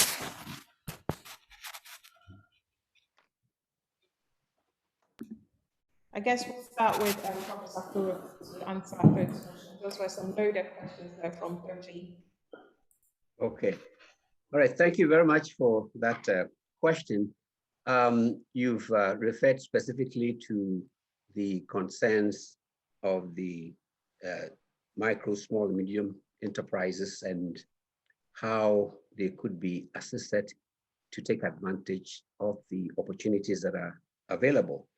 Yes, they form an important sector of the Ghanaian economy, and we believe that capacity building would be necessary. In my earlier remarks, I highlighted the way that support from the UK could be used to upgrade certain productive sectors and also capacity building for the private sector. So this is an area where we would need to assist the sectors that you've identified. Indeed, even during the negotiations and right after we got the framework of such agreement developed, we have always been in contact with our private sector in Ghana and will continue to do so. So they would not only be informed about the content, the key terms, but there's one very crucial, very critical area, that one would need to know about. The rules of origin, because if you are not able to understand the rules, it's often difficult to know whether your products qualify. So there'll be specific training given to the private sector when it comes to customs, rules of origin.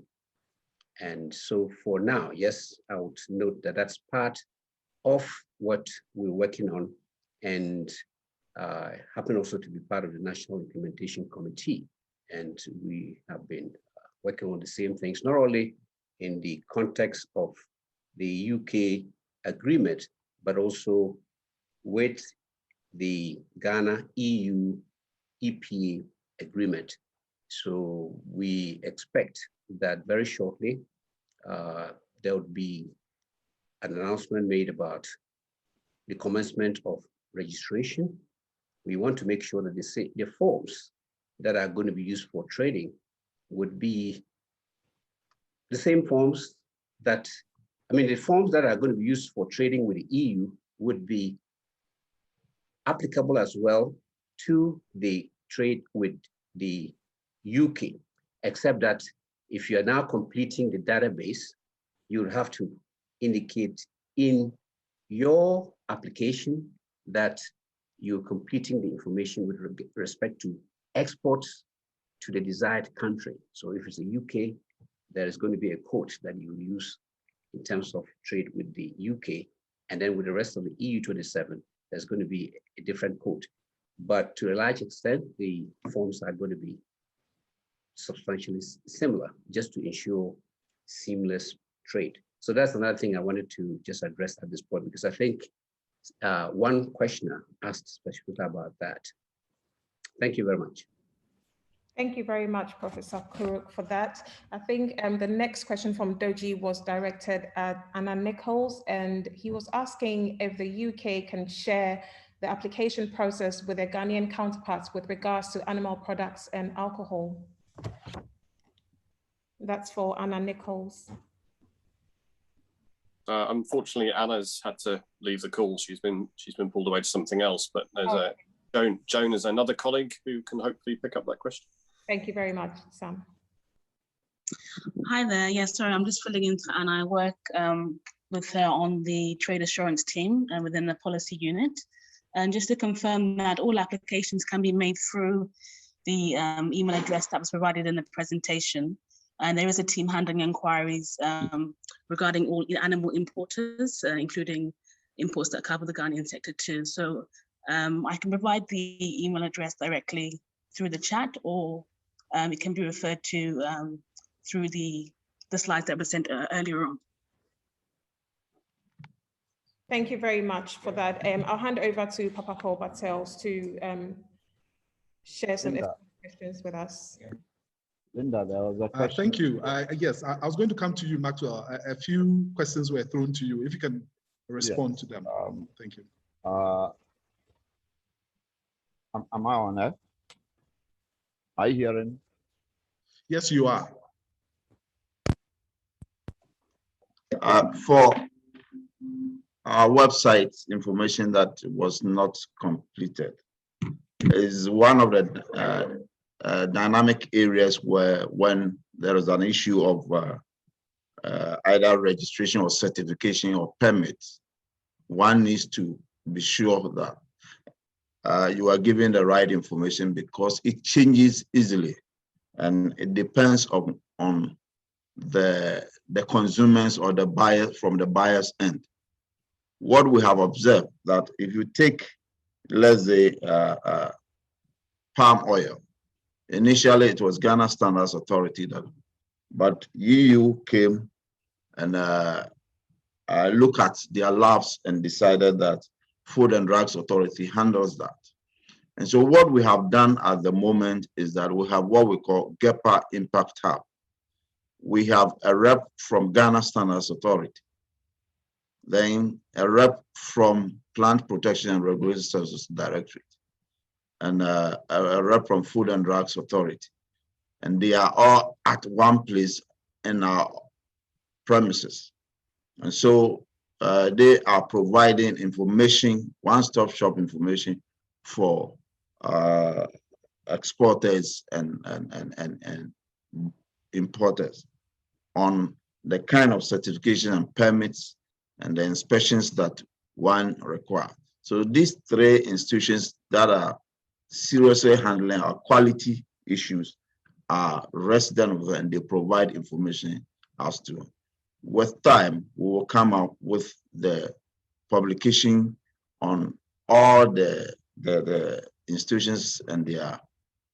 We can also do it specific to UK, so that exporters will find it very easy to get the information either online or even a publication for them to make it. But now at our premises, we have GSA, we have FDA, and we have PPRSD working with us and providing advisory services to all exporters. Thank you. Thank you very much, Maxwell. Sam, there's this question for you. I think you addressed it in your presentation, but people still want to know. Leafy vegetables, you know, it's a delicacy in Ghana. And specifically, the person has put down contomere. Contomere is one of the leafy vegetables, and Turkish berry and things like that. And the question is, what plants and plant products can I bring in as an importer? Right, so then I suspect that the person is here. And specifically, he's talking about those leafy vegetables and the Turkish berry and things like that. I think that he's had some challenges at the port. So if you can speak to that.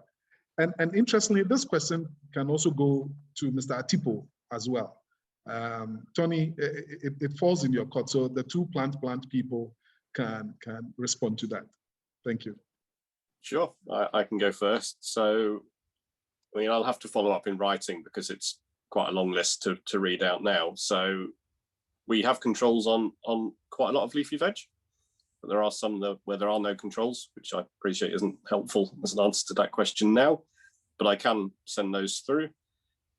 I mean, I'd be interested to know what challenges have been faced at the border. So, you know, if those questions can be forwarded to me either during this on the chat now or by email separately, then I can look into those. But I'll have to send a list of what is regulated and what isn't regulated. I couldn't sit here and read them all out now. We'd be here for days.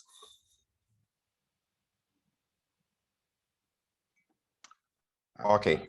Thank you very much. So Tony, yeah. My name is Prudence Atipo. Oh, Prudence, sorry. Not Tony, yeah. But let me compliment what my colleague Bishop said. Yeah, it is true. Leafy vegetables, we are restricting them because of some pest of concern that UK and EU are not interested for these pests accompanying these products to UK. But eventually, leafy vegetables, the measures we are putting in place is that the exporters of these leafy vegetables must comply with the protocols we have put in place to minimize any pest accompanying these products. And one of the things is that they must have a farm. After they must have a farm, go through the protocols of production, which we must inspect. Then they must have a pack house where they are trained for post-harvest treatment, where we are sure that yes, these leafy vegetables not have any pest of quarantine importance, so that they can be exported safely to UK. That is what we are doing. Concerning turkey berry is in the Solanum family, which also has specific controls that UK and EU is making sure that these are high-risk products, let me put it this way. And under the high-risk product, protocols are supposed to be followed strictly through planting and through the process before it is exported. Now, the pest of concern for turkey berries is a quarantine pest. And for most farmers and exporters, if you do not comply with the protocols, we can't allow you to export turkey berry. Turkey berry is in the same family with garden eggs and also what's the name of the other one? Yes. So that is the rule for turkey berry. And unfortunately, again, farmers and exporters must make sure that they farm these turkey berries, go through the protocols for pest control mitigation measures. When we are sure that yes, the pest of concern are not in the farm and cannot be seen in the turkey berry, then we can allow them to export the turkey berry. So it's a high risk product. Thank you. Thank you very much, Prudence, for that. And I see Ajoba answering the UK GCC questions coming in the chat box. So thank you very much, Ajoba. We've got another question coming in for Sam Bishop, and it says, do you have any differentiating grading mechanisms in place regarding inspection of products and produce obtained from conventional farming and organic farming? Over to you, Sam.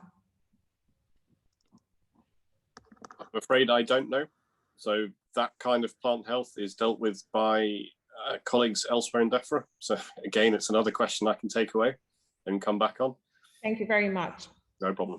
So I can be of help. Oh, thank you, Prudence. Yes.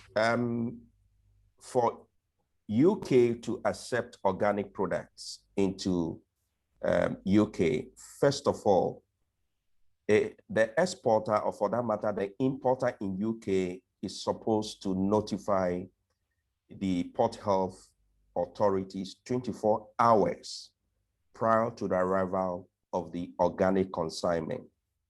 2, they are supposed to pre-notify the authorities with documents covering the organic consignment, and also fill a form we call the completing a certificate of inspection, where the authorities in UK are supposed to look at this and see to it before inspection is done. These forms can be downloaded at their website as well. Without these 3 things, you cannot export an organic matter to the UK. And inspections are done for both conventional products and organic products. Thank you. Thank you very much for that, Prudence. And any additional information, Sam Bishop, like you said, will also be very welcome. We'll make that additional information available on our website as and when that comes in. I've got another question coming in, and it's asking what support is available for new importers and exporters from Ghana. I suppose that would probably be for Gepa or Ajoba. Anyone can take that question.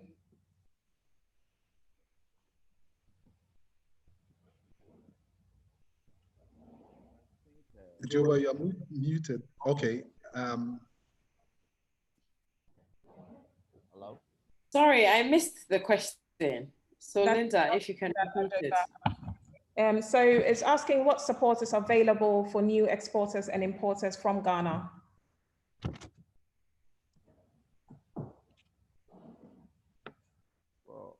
Did you get that, Ajoba? Yes, I did. So as has been explained by the panelists today, a lot of the information is available online.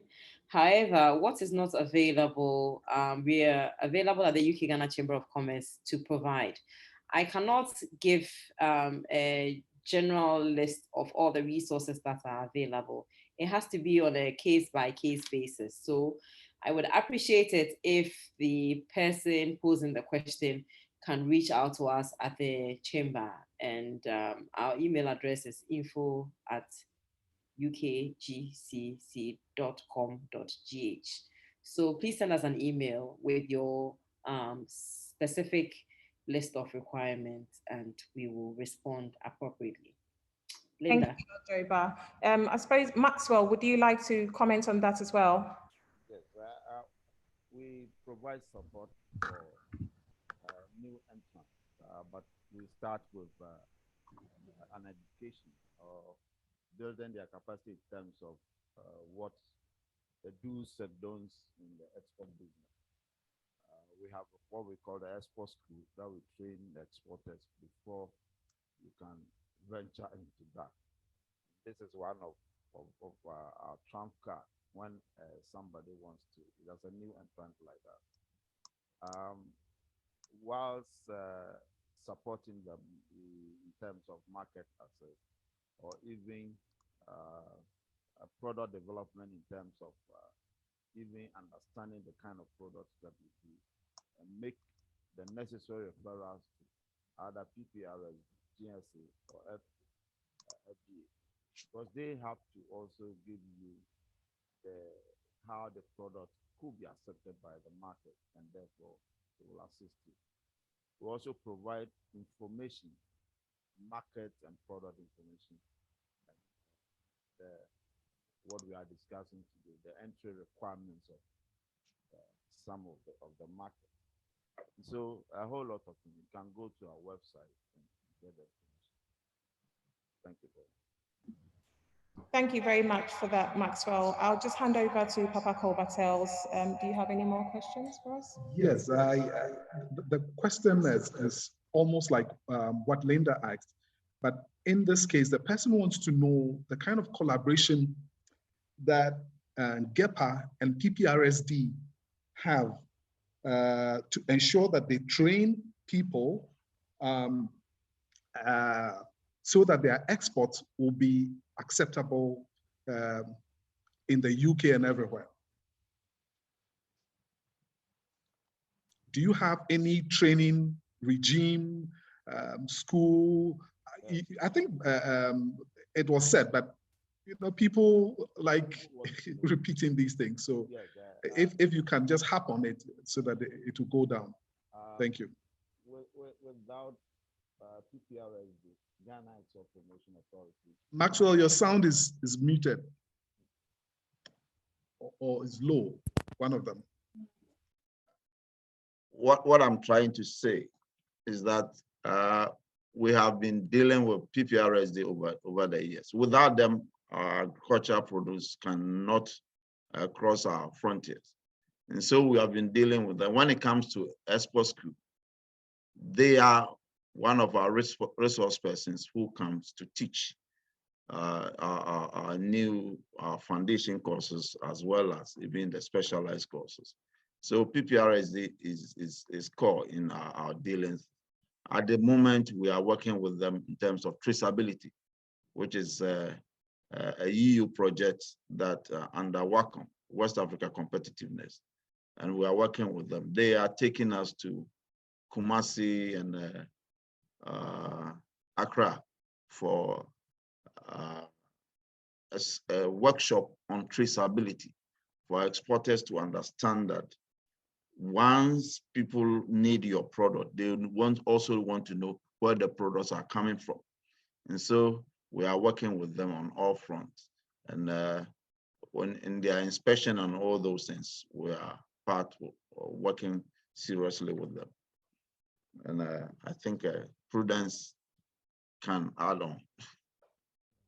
Thank you, Maxwell. And to add on, it is true we collaborate a lot with GEPA so that people can export. And for us, before you register as an exporter, you must go through GEPA to make sure that you are trained, you know what you are coming to do. It's not like those days that anybody can just enter the export sector and then start exporting. No, things have changed. And after you've been taught, then we will take you on and do the necessary things that are necessary, register you before you can resume, or maybe you can start export. So we collaborate a lot.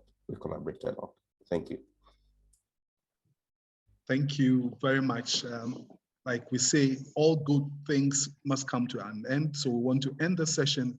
And for what you delivered, Professor Kuruk, you showed us the 3 parts of the ITA, and that was insightful. And Sam, you spoke to us on plant and plant products, and then that of Anne as well. There are lots of questions here, but we need to make sure that we end. So I want to thank Dr. Sari as well, and then Maxwell for coming in to answer questions, and then Ajoba as usual for shedding some light on the relationship between UK and then Ghana Chamber of Commerce. So at this point, I would want to bring this session to a close and hand over to Linda for the next session. Thank you very much, Papa Cole, and thank you to our esteemed speakers for that brilliant discussion and for brilliantly answering the burning questions of our audience as well. Unfortunately, due to time constraints, we couldn't cover all the questions that came in, but we will be sure to continue this discussion. So please do stay tuned for further announcements in the near future. The slides shared in this session will also be made available on the Doing Business with Ghana website, which is www.dbwgh.com. We noticed some of our attendees have dropped their contact details in the chat box for the purposes of networking, and that is brilliant. As mentioned by Ajoba, Executive Director of UKGCC, they're here to connect businesses and create networks. So please don't hesitate to get in touch with them too. You can also reach out to the Ghana High Commission UK. So ladies and gentlemen, all too soon, we've come to the end of today's session, and we hope you found it informative and worthwhile. We look forward to welcoming you all once again to our next session, which will be announced in the very soon. Once again, a very big thank you to our sponsors, Vodafone Business, Ghana International Bank, and Fidelity Bank. We are indeed grateful for your sponsorship and unflinching support. To bring this webinar to a close, I would now like to call upon Mr. Pipra Amprechum, Head of Chancery at the Ghana High Commission UK, to give us the closing remarks. Over to you, Mr. Amprechum. All right, thank you very much. At this point, I would like to draw the curtain in this program by saying that we have all heard very insightful information from our guest speakers and our panelists on understanding the UK-Ghana Interim Trade Agreement, the details, progress, thresholds, implications, and requirements for imports and exports. My sincere hope is that this information that we have gathered and the questions that you have asked would all enrich our lives better as we try to do business with Ghana. A lot of positive things are happening in Ghana, and I will urge you all once again to come and do business with Ghana, as Ghana's doors are always open to say Akwaba to you. And in closing, I would want to express my sincere gratitude to our various speakers and panelists for their insightful delivery. Mr. Paul Waters, who sent us a video recording, thank you very much. Professor Paul Kuruk. As we have listened to Professor Kuruk, as they would say in Ghana, we listened the thing from the horse's own mouth, because he was there from the beginning till the end. We thank Mrs. Ajoba Chiame for his work, very, very good work that he has been doing for Ghana. Thank you very much for your contribution. And we thank Dr. Felicia Ansah-Profi, who was represented by Mr. Prudence Atipo, and we thank Sam Bishop, Dr. Fia Asabia-Sari, and Ann Nichols for the good work that you have done. My team who put this thing together, thank you all very much, and we hope that the next time that we'll call you, you'll be available, and we will all forge ahead. Thank you very much, and may God bless us all.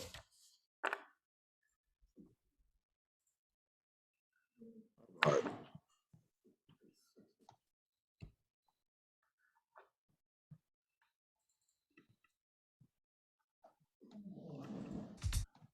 You and Fidelity, we are so much more. Our digital products can help you to achieve your goals without having to come to the bank. Fidelity Bank. Believe with us. You and Fidelity, we are so much more. Our digital products can help you to achieve your goals without having to come to the bank. Fidelity Bank. Believe with us. You and Fidelity, we are so much more. Our digital products can help you to achieve your goals without having to come to the bank. Fidelity Bank. Believe with us. You and Fidelity, we are so much more. Our digital products can help you to achieve your goals without having to come to the bank. Fidelity Bank. Believe with us.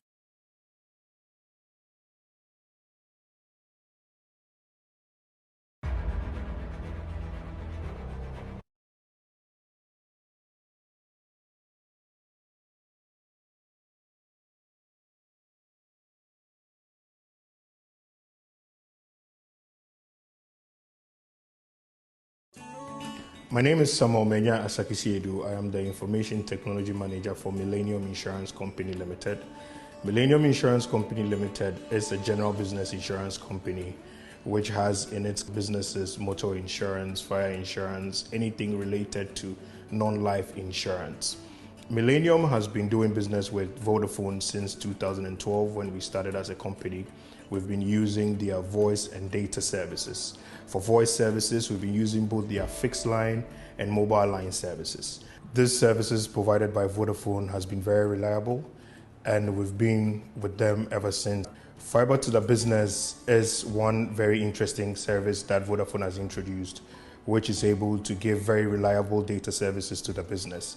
It has really helped Millennium Insurance as we run most of our services on it, including our VPN services, which has been very stable and reliable. Ready?